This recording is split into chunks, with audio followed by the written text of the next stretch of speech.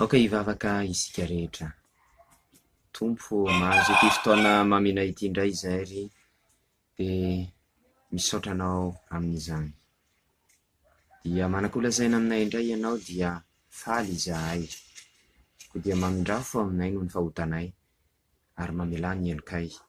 Ka diovy ny fonay madio ahafahanay indray mandray ny teninao amin'ity andro anio ity. Voninahitry ny andro zavatra izany. Amen. Amin'izao lahady fa 7 mialohan'ny Pasika izao dia efa laotra rina amintsika ny soratra masina araka izay voasoratra amin'ny Jaona. Jaona toko voalohany 9:7 ka hatramin'ny 9:4. Jaona toko voalohany 9:7 ka hatramin'ny 9:4 toy izao no fivakin'i Jesosy, toy izao no fivakin'ny teny amin'ny anaran'i Jesosy. Noho ny ampitso dia nahitan'i Jesosy avy manantona azy Jaona ka dia hoy izy: indro ny zanak'Andriamanitra izay manaisotra ny fahotany zao tontolo zao. Izy ilay nilazaiko hoe misy lehilahy avy avy ao aoriako izay efa tonga eo alohako satria talohako izy. Zao tsy nahalala azy mba aseho amin'ny Israely izy. Zany ny aviako manao batisa amin'ny rano.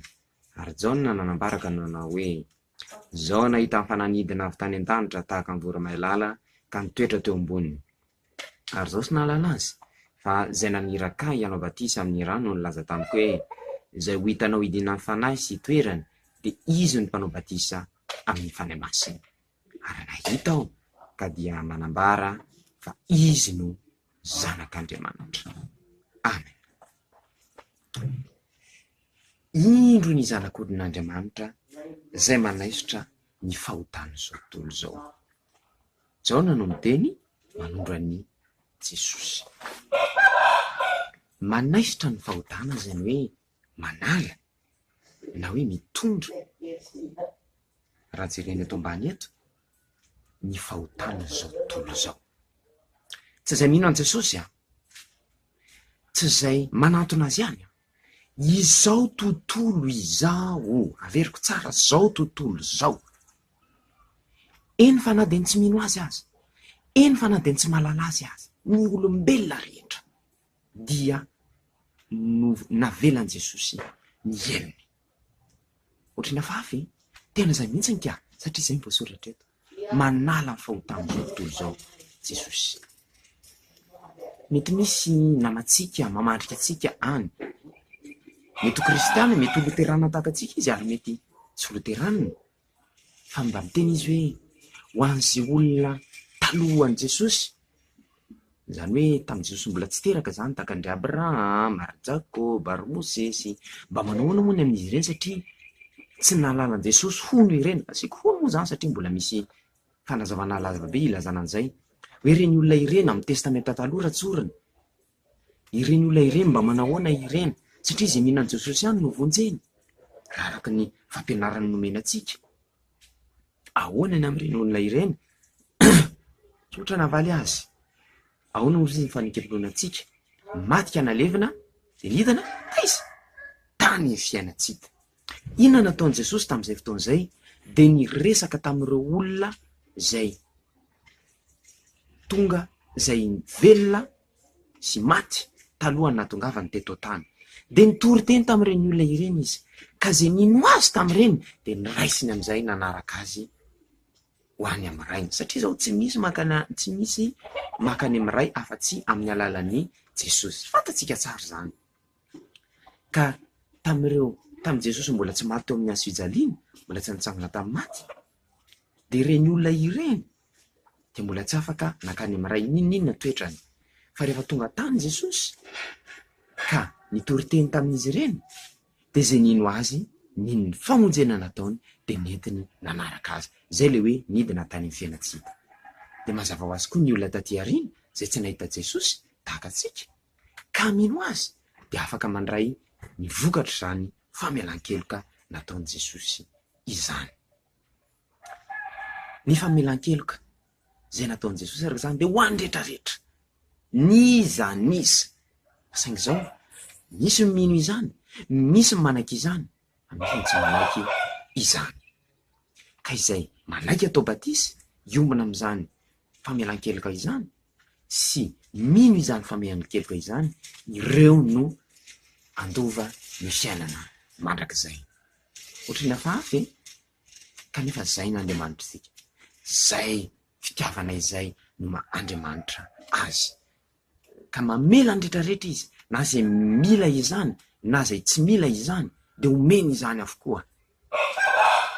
Fa anjaratsika zay omeny izany no mandray izany na tsy mandray izany, mino izany na tsy mino izany. Ny fahasoavan'i Jesosy Kristy Tompo, ny fitiavan'Andriamanitra Ray, ny firaisana sy fiombona amin'ny fanamasina ho amintsika rehetra anatra amin'izao mandrakizay. Amen. Mivavaka isika. Misaotra anao indray zay re Jesosy Tompo, fanazo izany tena avy aminao izany, tena tianay ianao re Jesosy. Fanazy ireo mankahala anao azy de mbola toloranao ny famelan-keloka, fa asakasakay izay tolorana izany kosa no mandray na tsy handray izany. Amin'ny anaranao Jesosy no anaovana zavavaka izany. Amen.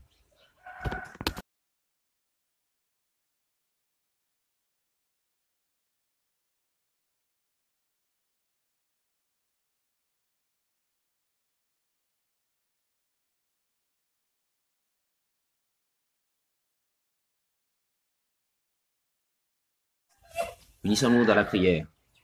Merci Seigneur pour ce jour nouveau que tu nous as donné. Merci pour ce moment que tu nous as donné afin que nous écoutions de nouveau ta parole. Pardonne-nous les péchés que nous avons commis. En ton Seigneur, nous faisons cette prière. Amen. En ce 7e dimanche avant Pâques, l'écriture sainte qui nous sera donnée est écrite dans l'évangile de Jean. Jean chapitre 1, verset 29 au verset 34. Jean chapitre 1, verset 29 au verset 34, voilà ce qui est écrit en mots de Jésus-Christ.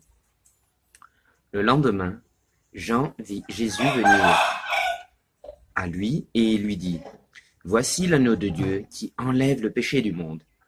C'est de lui que j'ai parlé en disant, « Un homme vient après moi, mais il est plus grand que moi, car il existait déjà avant moi. Je ne savais pas ce qui devait être, mais je suis venu baptiser avec de l'eau afin de le faire connaître au peuple d'Israël. » Jean déclara encore, « J'ai vu l'Esprit Saint descendre du ciel comme une colombe et demeurer sur lui. Je ne savais pas encore qui il était, mais Dieu qui m'a envoyé baptiser avec de l'eau m'a dit, « Tu verras l'Esprit descendre et demeurer sur un homme, c'est lui qui veut baptiser avec le Saint-Esprit. » J'ai vu cela, dit Jean, et j'affirme donc que cet homme est le Fils de Dieu. Amen. Voici l'agneau de Dieu qui enlève le péché du monde. C'est qui l'agneau de Dieu?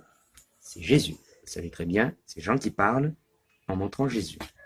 Qui enlève le péché du monde. Pas des chrétiens. Pas de ceux qui croient en Jésus. Du monde. De tout le monde. Que ce soit les bonnes personnes, que ce soit les mauvaises personnes, les chrétiens, les bouddhistes ou les musulmans, tout le monde. Jésus est venu pour pardonner les péchés de tout le monde. C'est bizarre, hein? Et pourtant c'est vrai. Ce n'est pas moi qui le dis, c'est l'Écriture sainte. Car Jésus aime tout le monde. Il pardonne à tout le monde. C'est seulement à nous d'accepter et de croire en ça. Si nous l'acceptons, si nous acceptons que Jésus pardonne nos péchés, qui que nous soyons, nous pouvons hériter de la vie éternelle en étant baptisés. C'est tout. C'est peut-être bizarre, mais c'est la vérité. Certains de nos amis pourront peut-être nous piéger en disant « Qu'en est-il des personnes qui étaient mortes, qui étaient vivantes et mortes avant l'arrivée de Jésus sur terre ?» En fait, Jésus existait déjà avant, mais ils ne le savent pas. Mais pour être plus rapide, on dira les gens de l'Ancien Testament, qui ne connaissaient pas Jésus.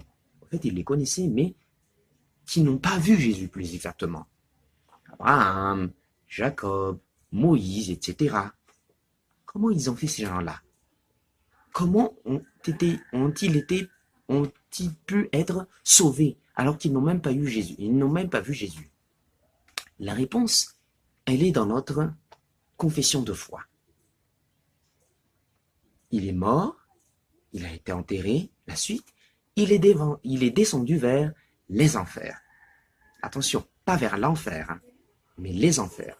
L'enfer, c'est ce qu'on dit en hébreu Sheol, le séjour des morts.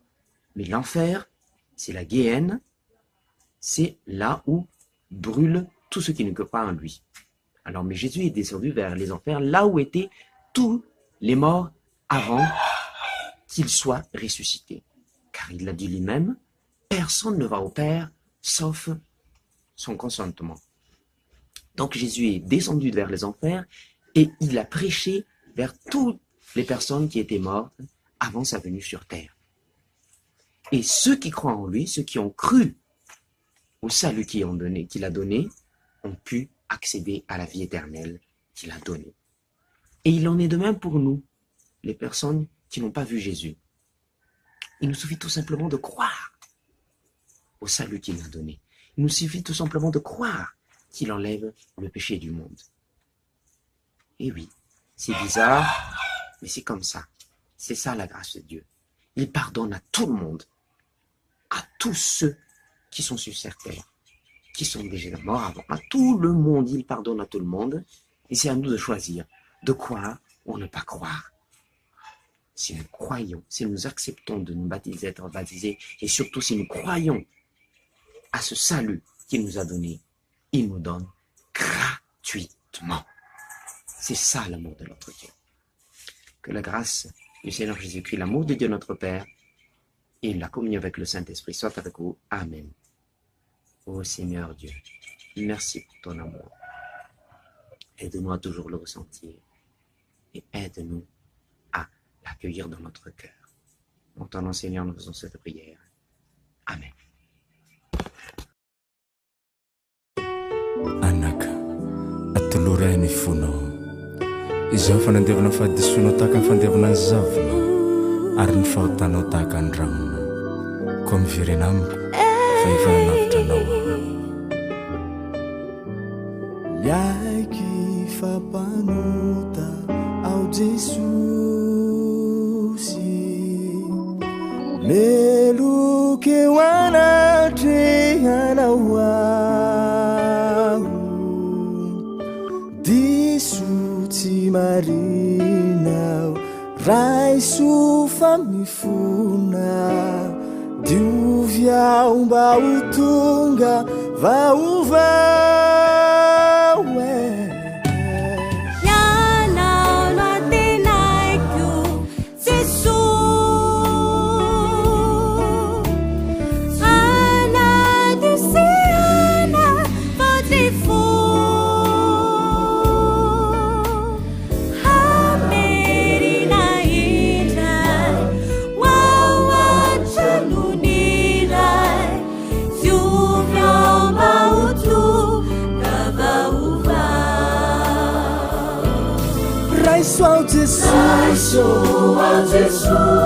Raisu ana sasau matiu tuna vauva andro kusisa fukume manau indranzaka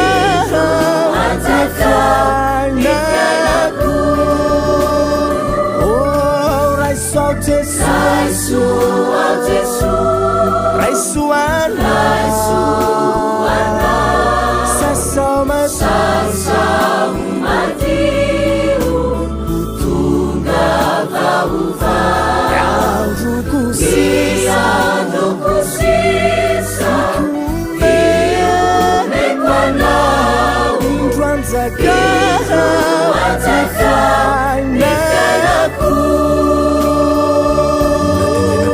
Zaka aza amin'ny fahotanao dia fotsiko tonoram-panahy na dia mangatrakatraka tahaka ny sika dia ho toy ny amin'ny volonao ty fotsy ianao no antenaiko Jesosy hanadio siha na vao ty fo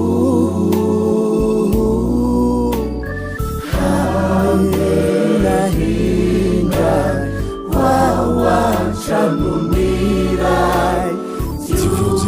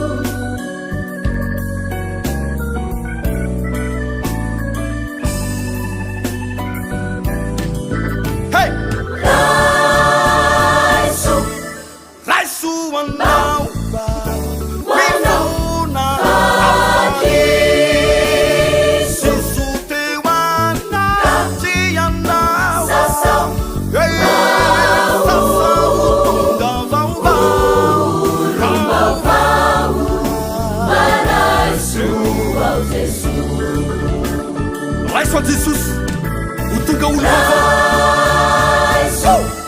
raisu wanao mifuna Jesus te wana jianao raisu utunga vava raisu Jesus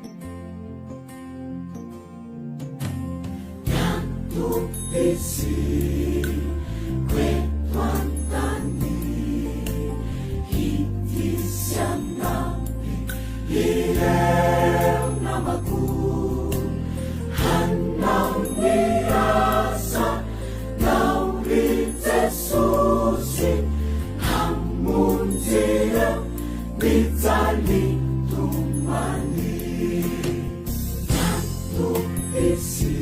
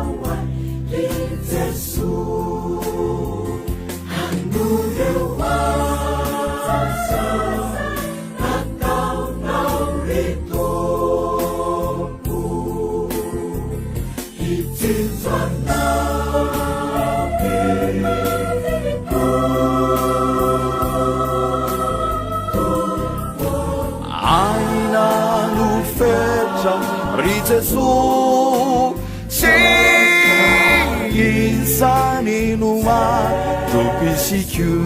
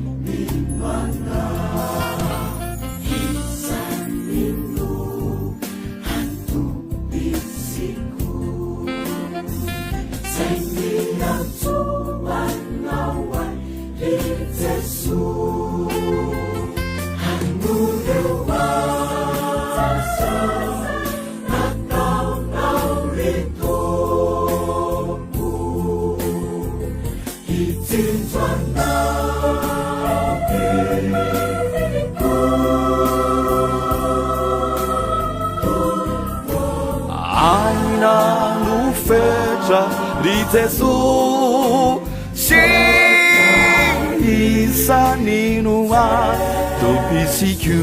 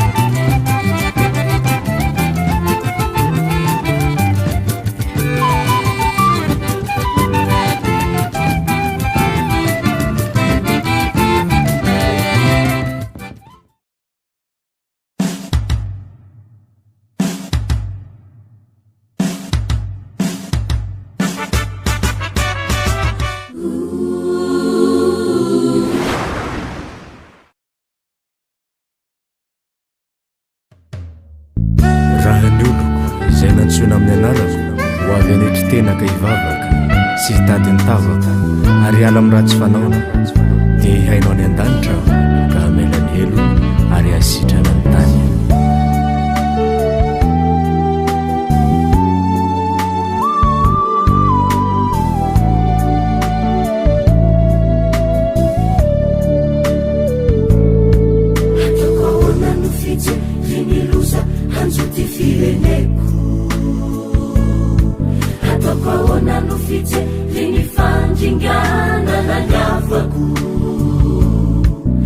Enganembatsi hisiza nitumpo maaminjaufu ititanijazaku atakaona nufite liniluza hanzutifireneku atakaona nufite linifanjingana na nyavaku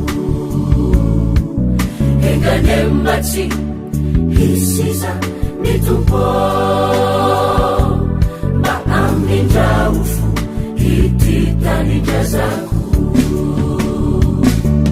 Jesusyo aruviti Madagasikariti fataka ni faratina marisangarazani kadimitali mahunena itifirenena yofunjewe yanawileli majajaini Jesusyo aruviti Madagasikariti fataka ni faratina marisangarazani kadimitali mahunena itifirenena yofunjewe yanawileli majajaini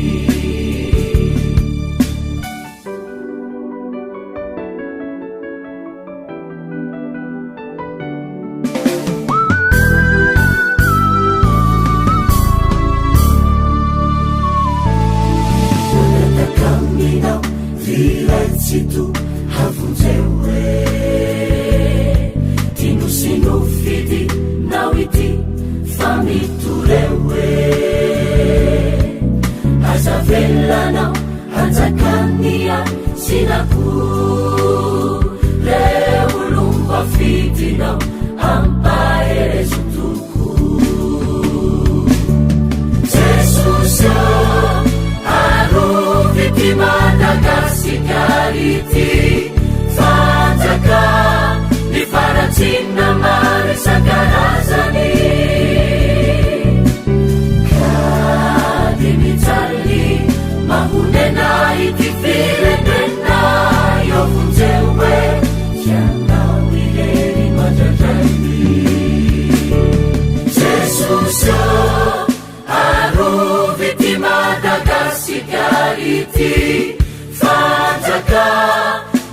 Fatina marisa karazany Kadimitaly mahonena ity firenena io vonjewe Siangao ireny mandradrainy Kadimitaly mahonena ity firenena io vonjewe Siangao ireny mandradrainy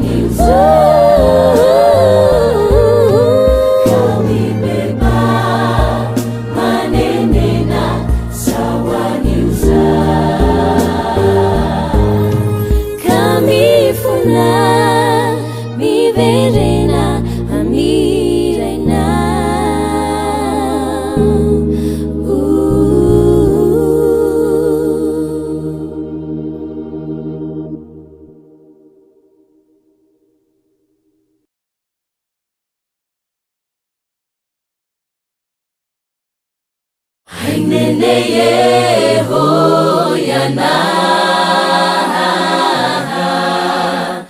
Huya uzuke huya bayaha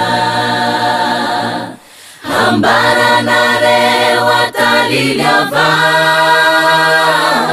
Kila ratiata Sitenanga hare Kila ratiata Sitenanga hare Kila ratiata Sitenanga hare Kila ratiata Sitenanga hare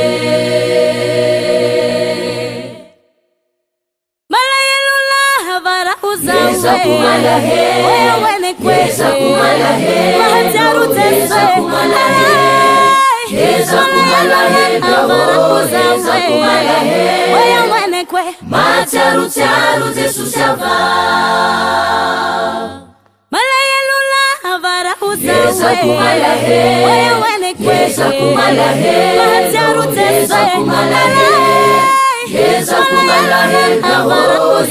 kumala he Macharu charu Jesu shava Jaya hela liekuzaye Neteru kwa vawe Ijesu sikuzaye Hazumaga aye Jaya hela liekuzaye Neteru kwa vawe Ijesu sikuzaye Hazumaga aye Jaya hela liekuzaye Neteru kwa vawe Ijesu sikuzaye Hazumaga aye Jaya hela liekuzaye Neteru kwa vawe Ijesu sikuzaye Hazumaga Hangi naruriaba Naruri neneye Narulungu marwange Mifaketia vavawe yehe Fivavange waza Ufamu tengatika behe Zesu tupura kavau Ruwa zumaga ai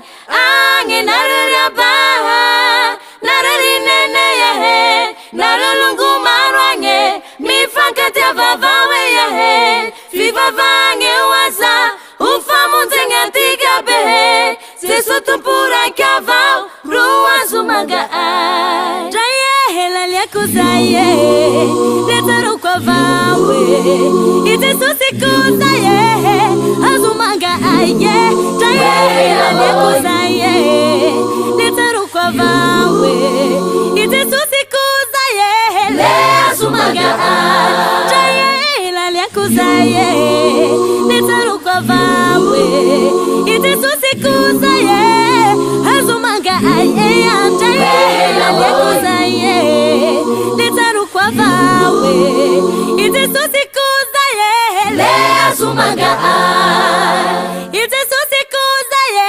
Hazumaga Ene Jesu sizaye Ene Jesu sizaye Ene Jesu zaye ya he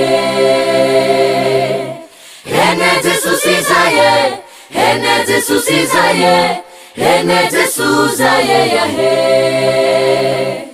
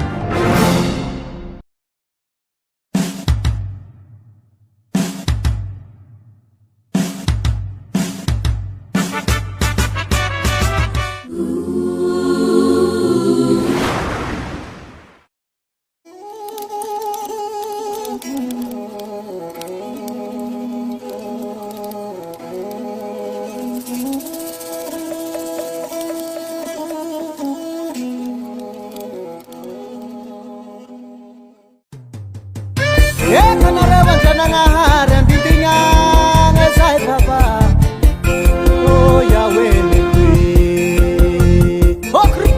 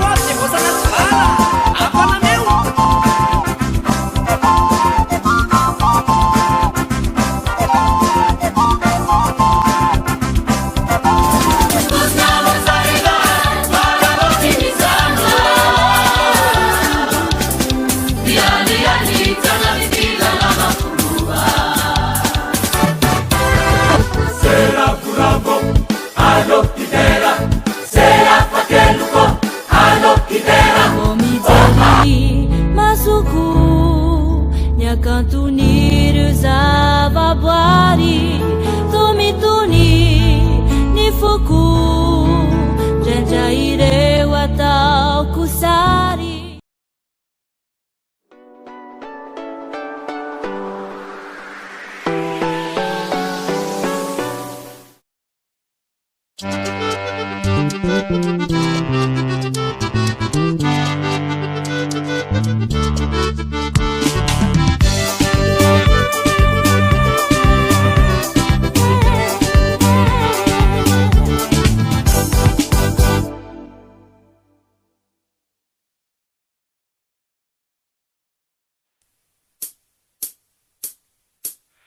Cuidado, curva a Laura Bagel, Manimbatane io, Esau, mai che ti tani tika tu si misura, si siati o kamai, andau tika hambulan, bahamira si tuntulu bisentika tu. Wake sawa batitane atu ye, si tuntulu ya nyange marupitu ye. Urualisa wantu mangu batitwa chandu twange Rumba usahai famitsapa-tsapa maferena Wakesa wabatitane atuye Tituntulu ya nyange marupichuye Urualisa wantu mangu batitwa chandu twange Rumba usahai famitsapa-tsapa maferena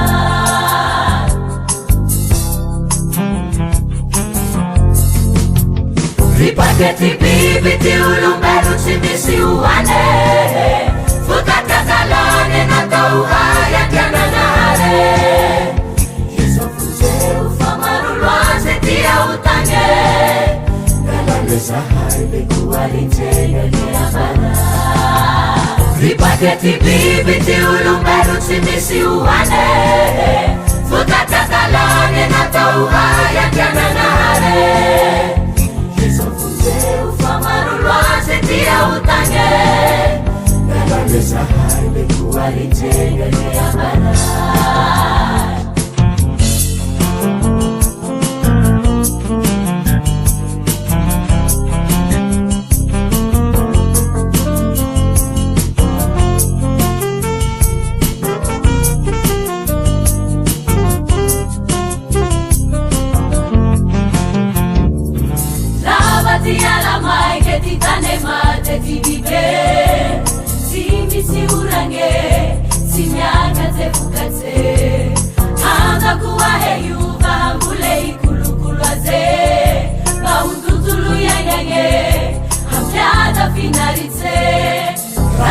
Dia la mai che ti tane mate ti vive Si mi si urange Si miaka che fukate Anda kuwa he yuva Mule ikulu aze Au tuntulu yenyange Hapiada finalite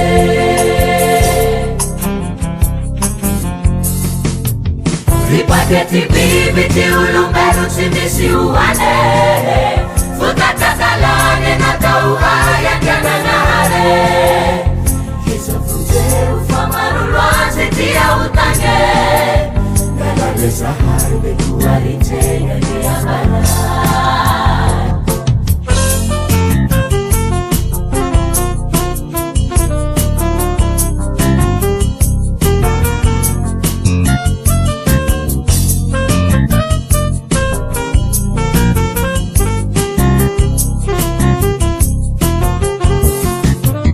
Ripaketi bibiti ulumberu simisi uwane Fukatakalane na tauhaya kiana nare Yesofuze ufamarulwaze tia utange Galangeza haile kuwalintenga ni abana Ripaketi bibiti ulumberu simisi uwane Fukatakalane na tauhaya kiana nare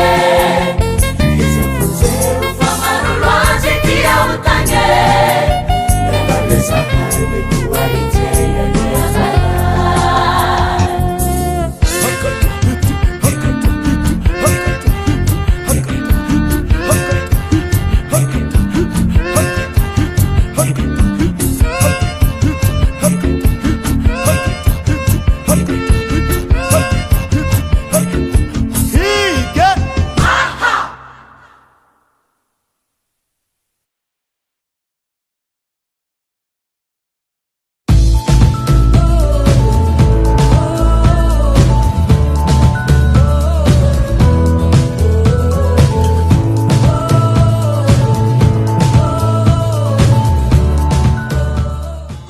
izao no anontanianao eo ka fa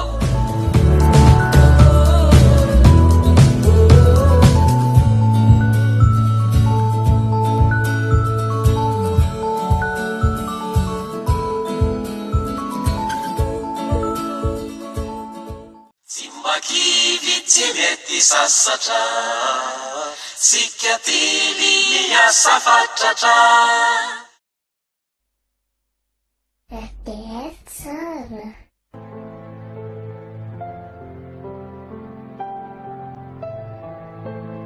kana dia kely indrindra aza no ny andohanao dia ho lehibe indrindra no hiafaranao joba toko fahavalo ny andinin'ny fahafito radio teny fiainana FM 91.2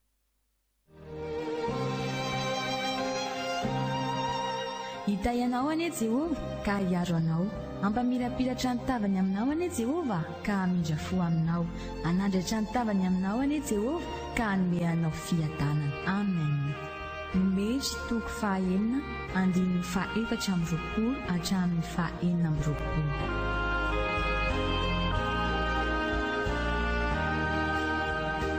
L'Éternel te bénisse et te garde. L'Éternel fasse lever la lumière de sa face sur toi et use de grâce envers toi. L'Éternel lève sa face sur toi et te donne la paix. Amen. Nombre chapitre 6, versets 24 à 26.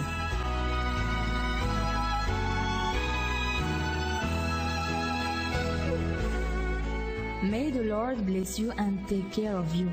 May the Lord be kind and gracious to you. May the Lord look on you with favor and give you peace. Amen.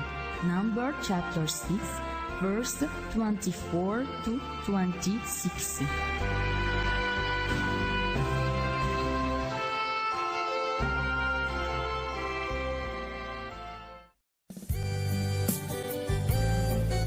Misaotranao re mihaino radio teny fiainana anako. Iny re bebea.